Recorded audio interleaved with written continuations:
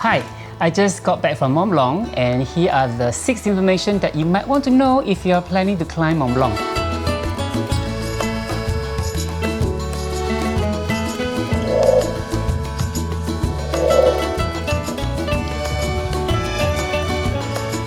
Number 1, always remember to book the hut in advance. During the peak seasons like in July, 2 most popular huts like Goûter hut and Cosmic hut, they're very popular, and due to the limited number of beds, you have to wait in advance, preferably 2 to 3 months before. It's important for you to get confirmation of the bed before you go. Some of the tram will actually, the marshal of the tram will check your tickets if you have booked the bed before they allow you to board the tram. Since we're talking about the hut or the refuge, let me also share with you some of the information that you want to know when you're staying in the hut. Number 1, it's important, bring your bed liners, your sleeping bed liners is compulsory. Goûter actually charge you a penalty of €10 if you don't bring your own liners for hygiene purpose. In terms of food price and drink price, the higher you go up, the more expensive it is. Take for example, a 1 litre bottle of water will cost you about €3 in Chamonix. It gets up to €4 at the Cosmic hut and up to €6 per bottle in Goûter hut. So beware of that. In terms of food, you can arrange the breakfast and dinner in a price. You can also bring your own food. I actually saw a group of people cook their food in the restaurant, because if you bring your own food, that means you carry more weight. By the way, the huts are very clean, especially in Goûter hut. It's one of the best buildings, so unlike any other hut, this hut is like world class. Yes, here. To enter the dining hall, cannot bring your bag in, the control. Dining hall.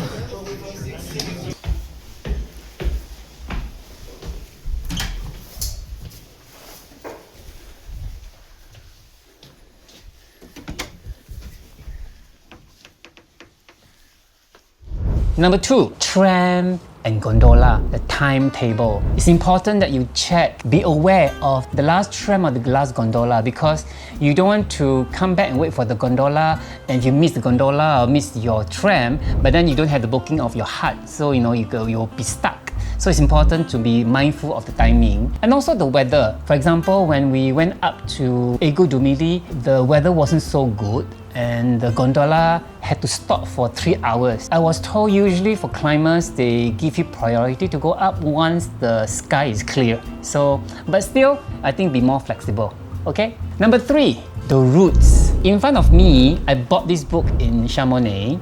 This book shows you there are 5 routes of climbing Mont Blanc. But if you check the internet, there are actually more than 5 routes. The most popular is called the ordinary route via Goûter. This is what I used to climb. The second most popular is called Tram route or 3 mountain routes via Aiguille du Midi, if I pronounce it correctly.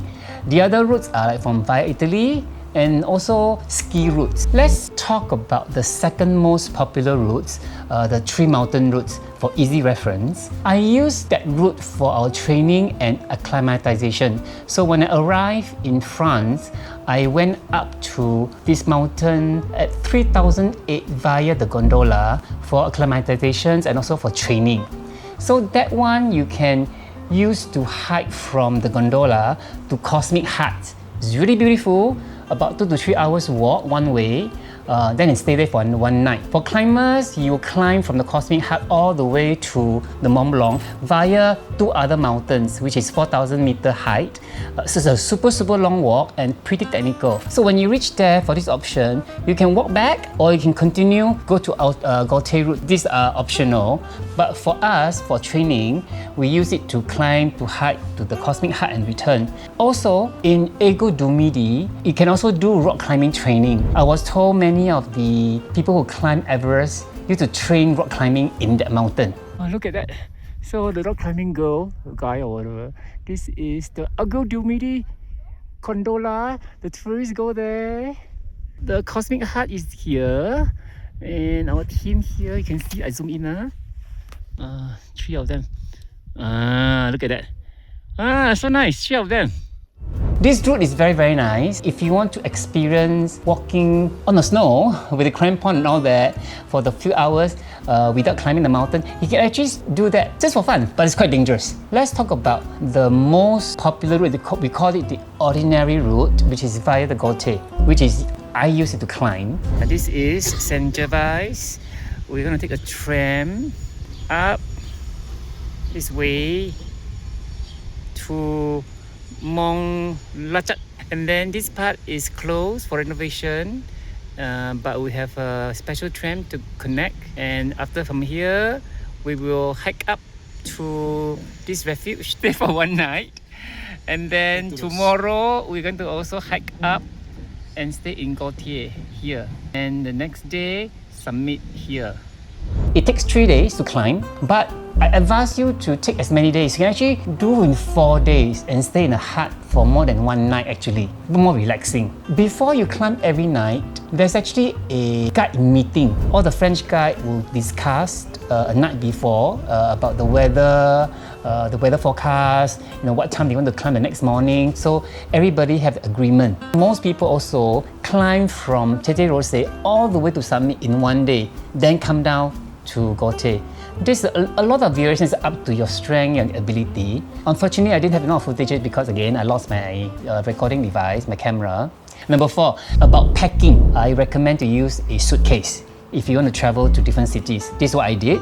It's easy for you to transfer around from one hotel to another hotel. Otherwise, you can use a big duffel bag, but make sure that your duffel bag has got the shoulder strap, easy for you to walk.